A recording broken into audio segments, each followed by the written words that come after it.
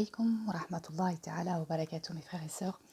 Nous nous retrouvons pour la suite des fondements du droit musulman, Ilm Usul al-Fiqh, de Abd al-Wahhab Khalaf, rahimahullah, avec cette troisième source, al-Ijma', le consensus, et donc le quatrième point, les cas possibles de consensus. Al-Ijma'. Certains ulama, dont An-Nadham et des théologiens chiites, affirment que l'Ijma', tel qu'il a été défini dans les paragraphes ci-dessus, ne peut se réaliser parce qu'il est en réalité impossible de réunir les conditions citées.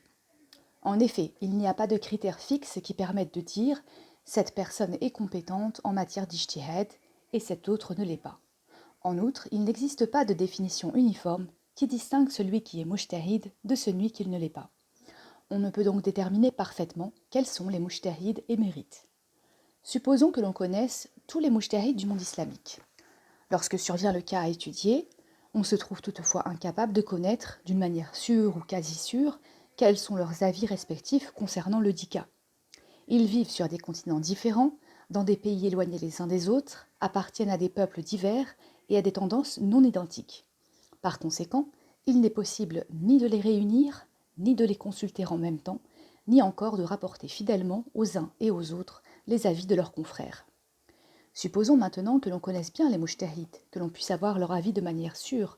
Comment être certain que l'un d'eux ne va pas changer d'avis après l'avoir donné, pendant que l'on demande l'avis des autres? Qui nous garantit qu'il ne va pas se rendre compte d'une erreur qui annulera son jugement? Or, l'une des conditions de l'ijma' est de représenter le consensus de tous les mujtahids au même moment.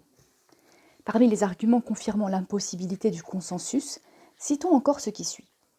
Le consensus sur un cas quelconque doit être confirmé par une indication religieuse, ad-dalil, puisqu'il a été mentionné précédemment que le mujtahid doit se référer à un texte. Si l'indication suivie par les auteurs du consensus est indiscutable, elle est sans doute de notoriété publique. Les musulmans la connaissent alors forcément et n'ont pas besoin de l'avis des mujtahids. Si cette indication est conjecturale, elle engendre une divergence d'opinion plutôt qu'un consensus.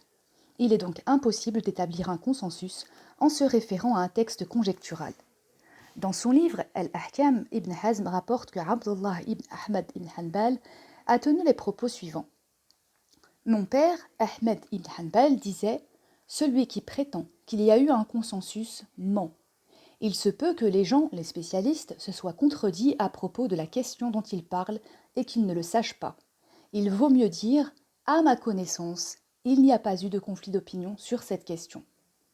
La majorité des ulama penchent toutefois pour la possibilité de réaliser l'ijma'.